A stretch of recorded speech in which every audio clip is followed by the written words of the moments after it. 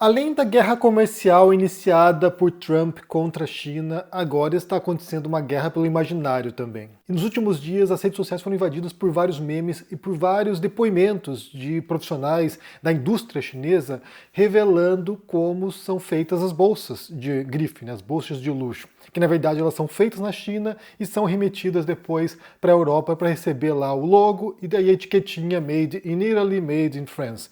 Então, isso aqui está gerando uma repercussão e a gente tem visto uma reação dos mercados aí, e as ações de algumas empresas já estão despencando nas bolsas de valores.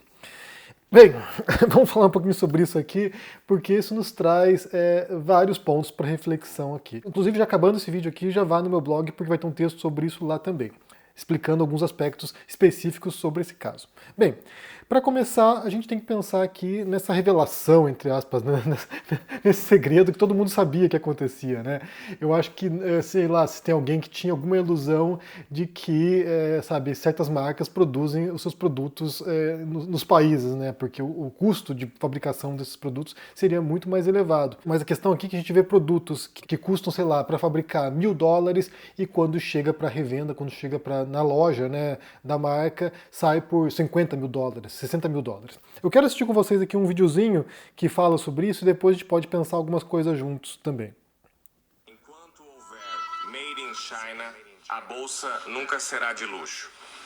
Porém, mais de 80% das bolsas de luxo são feitas na China. Mas as marcas de luxo não admitem isso. Levam bolsas quase prontas da China, só fazem reembalagem e colocam o logo.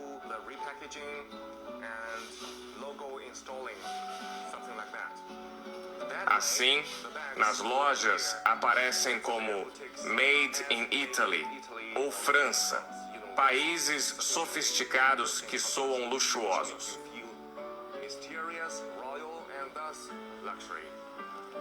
Agora feche os olhos. Vamos fazer um experimento mental simples. Certo? Imagine uma bolsa Hermès. A etiqueta muda de França para China, mas tudo mais permanece igual.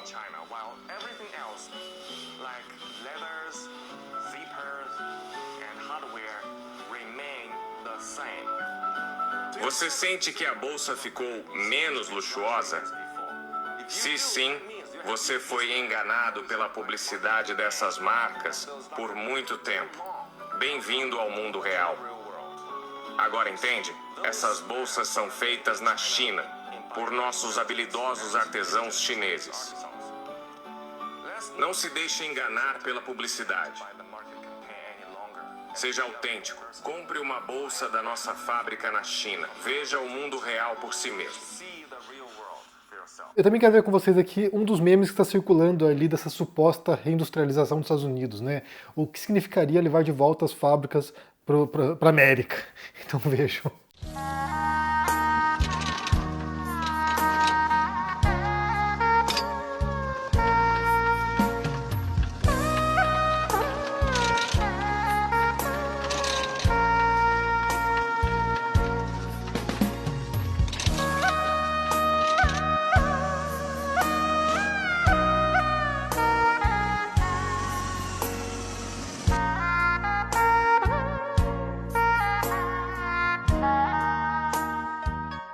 Bem, só retornando aqui ao começo, né? Esse é um segredo que todo mundo sabia, né? Então, assim, eu acho que, como eu falei, a pessoa tem que estar muito descolada da realidade para achar que certos produtos são fabricados em países europeus ou em outras nações desenvolvidas. Na verdade, o fato de um produto ser acessível para muita gente já, sabe, já é um indício de que está sendo fabricado num país onde a mão de obra é muito mais baixa. E os custos de fabricação também, né? Mas nesse caso aqui você tem produtos de luxo, produtos, sabe, que atingem uma demanda de mercado da elite e que ter uma etiqueta Made in China poderia desvalorizar o produto. Isso aqui é algo que já sabemos há muito tempo, né? Eu me recordo quando eu morei em Nova York, morei lá em 2006, 2010, quando você ia para Chinatown, de umas lojas que vendiam produtos falsificados, né, as bolsas falsificadas, bolsas genéricas, e aí isso ficava exposto na loja. Você entrava na loja e estavam lá as bolsas expostas. Só que se você quisesse o produto real, aquela coisa assim, aquela falsificação genuína, que na verdade não é falsificação, a gente vai entender melhor mais adiante, a falsificação genuína, você tinha que ir para os fundos da loja, havia uma porta secreta, uma parede secreta que eles abriam e você entrava nos fundos da loja e ali estavam as verdadeiras, bolsas de qualidade. E ali você comprava, sei lá, por uma fração ínfima do preço de uma bolsa verdadeira, né? Sei lá, se a bolsa custasse $5.000, você pagava ali, sei lá, $100 naquela bolsa, que era muito parecida, que passava como se fosse real. E aí, na época, eu me recordo, foi talvez em 2008, 2010, o Roberto Saviano, que é um autor italiano, um jornalista italiano, publicou um livro chamado Gomorra, no qual ele contava sobre as atuações da máfia napolitana. Inclusive, acho que até hoje ele está jurado de morte por causa das revelações que ele fez naquela época. E aí, nesse livro, ele contava sobre como a máfia napolitana fazia parte dessa cadeia de contrabando de produtos, incluindo de produtos falsificados chineses, que adentravam o mercado europeu, o mercado norte-americano. E aí, o que ele falava ali é que a produção desses produtos, que seriam produtos de luxo no mercado dos países desenvolvidos, a produção era feita na China, muitas vezes com participação de designers, né, de pessoas, de estilistas europeus que vendiam seus projetos que eles fizeram para a marca, né, vamos supor lá um estilista de uma marca famosa, ele fazia lá um croquis para uma roupa e ele vendia esse croquis para uma fábrica chinesa que produzia o mesmo produto, a mesma roupa com qualidade muito parecida e falsificada. E aí quando eles despachavam esses produtos para os Estados Unidos ou para a Europa, eles mandavam vários containers, vamos supor 10 containers, e um container tinha as notas verdadeiras e os outros tinham nota fria. Então esses produtos entravam no mercado, muitas vezes misturados com produtos genuínos, ou seja, na loja que você vai comprar uma bolsa de marca, pode ser que tenha um produto autêntico ali, um produto, entre aspas, falsificado, que saiu da mesma fábrica muitas vezes, e aí você não sabe distinguir porque a produção é idêntica, a fábrica é a mesma. Na verdade, a única coisa que diferencia é a etiqueta e o logo. Então, isso é uma coisa que já se sabe há muito tempo, né?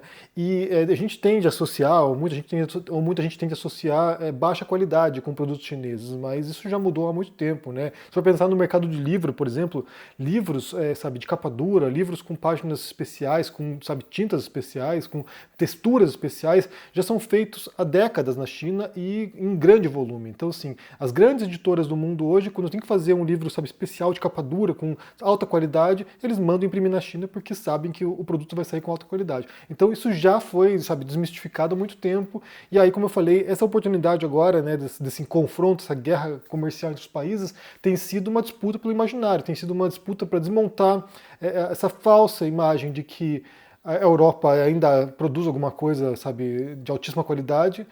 Produz, é claro que produz, mas muita coisa vem da China.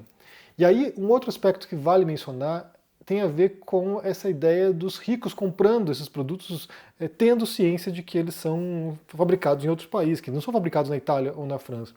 E aí a pergunta que muita gente pode levantar, né, mas são idiotas, são trouxas esses ricos, né? Essa elite aí é imbecil para fazer isso, por que alguém paga uma bolsa de $40.000 fabricada na China, que o custo é muito mais baixo lá? E aí a gente pode retornar, inclusive, uma outra polêmica que teve tempos atrás, que foi da cerâmica Tânia Bulhões, né, que uma moça na Tailândia, né, uma brasileira na Tailândia, viu uma xícara, uma cerâmica bem parecida com a da Tânia Bulhões no Brasil, quando ela vai ver, era feita em outro país. E aí isso gerou um escândalo tremendo, a marca teve que se justificar, teve que se explicar, e daí gerou toda uma comoção em torno disso. E aí o fato é que quem paga, né, $40.000 numa bolsa, sei lá, num relógio, ou qualquer outra coisa que tenha sido fabricada na China, essa pessoa não é idiota, né? Porque ela não está comprando um produto, ela está comprando status, ela está comprando aquilo que a bolsa simboliza, né? Ela compra um símbolo de riqueza, um símbolo de pertencer à elite. Inclusive, tempos atrás, eu li uma reportagem falando sobre isso, né, sobre como a marca Louis Vuitton ela estava preocupada com as bolsas falsas, né, com as falsificações, porque isso estava desvalorizando o símbolo da marca. Se todas as pessoas estão andando na rua com uma bolsa de uma marca de grife que custa, sei lá, $20.000 uma bolsa, e você não sabe distinguir o que é falso daquilo que é real, então isso estava prejudicando a marca, e muitos ricos já não queriam comprar mais a bolsa, ou sei lá, ou os itens da marca, porque qualquer pessoa podia comprar falsificada por aí, e aí já não tem mais esse símbolo de status. Então, assim, quando a pessoa compra, sei lá, um carro como uma Lamborghini, compra uma bolsa de marca famosa, um relógio de marca famosa, ela não compra o produto, ela não está comprando aquele item, ela compra o símbolo daquilo, né? E isso a diferencia das demais pessoas. É algo para poder saber, é excludente, ou seja, eu posso, você não pode. Então, assim, eu estou usando isso aqui, você, mais ninguém está usando, tirando do meu círculo lá de elite, né? Inclusive tem uma série bem legal agora que está sendo transmitida na Apple TV, que se chama Seus Amigos e Vizinhos, que é sobre a história de um cara do mercado financeiro que é demitido e ele começa a roubar os amigos dele. Ele começa a roubar os caras da elite lá, roubar relógio de marca, roubar algumas coisas para ganhar os trocados enquanto está desempregado, né? É praticamente um Breaking Bad, só que da elite. E aí é basicamente isso, tem uma cena no qual ele está roubando um relógio lá e ele fala assim, olha, tempos atrás eu nem sequer me indagava sobre o absurdo que é um relógio desse custar, sei lá, $200 mil, mas hoje que eu estou desempregado eu vejo como é um absurdo. Então assim, aqui a gente fala de símbolos de status e que integram essa pessoa no universo, enquanto, como eu falei, exclui as mais pessoas. Tem um livro bem interessante que eu já falei muitas vezes aqui para vocês, recomendo a leitura porque ainda é muito atual, que se chama Amanhã Vai Ser Maior, que é da antropóloga Rosana Pinheiro Machado, quando ela fala sobre, no Brasil, né, quando houve o governo Lula e houve uma ascensão da nova classe média na época, e muita gente passou a ter acesso a bens de consumo, e daí você via pessoas, né, periféricos, podendo comprar certos produtos que não podiam comprar antes. E aí, o que ela revela nesse livro, o que ela mostra nesse livro, e ela fez pesquisa de campo, né, para poder chegar nessas conclusões, o que ela revela nesse livro aí é que, para muita gente, para muito jovem da periferia, poder comprar um boné de marca, poder comprar um tênis de marca, era deixar de ser invisível. Então, assim, não dá para negar aí, sabe, o deslumbramento e fascínio que existe em torno dessas marcas, né? Se a gente for parar a pensar aqui, lembrar anos atrás, quando teve lá aquela trend do quanto custa o outfit, né? Que você tinha um monte de gente mostrando, sabe, que estava vestindo roupas ali, somando tudo dava, sei lá, 10, 15 mil reais, e era ridículo, né? A gente olhando aquilo ali, a gente ria e era bizarro, mas é isso, né? Tem a ver com acesso a esses espaços. E por fim, só para concluir esse vídeo aqui, a gente tem que pensar também que essa guerra pelo imaginário agora que está acontecendo também pode, sabe, redefinir certos valores que as pessoas têm em relação à compreensão do que é Estados Unidos e China. Nesse caso, o Trump está fazendo um trabalho por conta própria e ativo, né, para destruir a imagem dos Estados Unidos. Por exemplo, agora está acontecendo uma polêmica lá porque ele bloqueou bilhões de dólares de financiamento para a Universidade Harvard, porque a universidade se recusou a aceitar a intervenção do governo dos Estados Unidos em relação a certas políticas de contratação e políticas identitárias da universidade, né, em relação a minorias dentro da universidade. E aí a universidade falou, não, você não pode fazer isso, a gente tem autonomia aqui, a gente tem autonomia educacional, vocês não podem fazer isso, e o governo agora retirou o financiamento da universidade, 2,2 bilhões de dólares. Então, assim, você tem um governo agora que está fazendo de tudo para minar séculos de construção de um imaginário do que é os Estados Unidos e, nesse sentido, dando de bandeja para a China agora poder se reinventar na percepção global. Eu já tenho visto muita gente que nem sequer se pensava sobre a China, ou falava sobre a China, ou se indagava o que se passava lá, agora começando a se interessar pelo assunto e tentar compreender o que é o país, né? Embora seja numa realidade muito distante da gente, né, de modo que até para compreender a dinâmica social do país é um desafio tremendo, mas o fato é que estamos entrando numa nova dimensão agora de relação com valores, né? Os valores americanos em declínio, talvez agora uma certa admiração sobre o que se faz lá na China.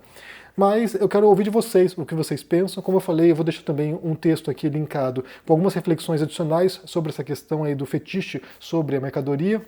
Vai lá, confira, tá no meu blog, e me diga o que vocês pensam sobre esse assunto aqui, sobre esses memes agora que estão sendo publicados, que podem ser inclusive propaganda chinesa, né? Não dá para ser também ingênuo e achar que não tem a máquina aí estatal por trás disso, sabe, ativando isso e jogando isso para o mundo, de modo que haja uma percepção global sobre o que está acontecendo. Então, assim, é bem possível que tenha dinheiro grande do governo chinês por trás disso. Mas o que você pensa sobre esses memes publicados, sobre essas revelações, né? Revelações bombásticas, essas revelações de que toda a cadeia de produção passa pela China, né, de um modo ou de outro, de eletrônicos, de marcas de luxo, de automóveis, sei lá, um monte de coisa, na verdade, né? A gente pode, sabe, talvez milhões de produtos que a gente nem sequer imagina tem partes ou são fabricados lá. Então, assim, é a indústria do mundo, e não há a menor dúvida disso. Como é que você entende isso? Deixa aqui embaixo no comentário, deixa o joinha, se inscreva no canal aqui ativando o sininho. Isso é muito importante para ajudar aqui no engajamento. Se torne um membro ou apoie o canal e se cuide por aí. Um forte abraço e até mais.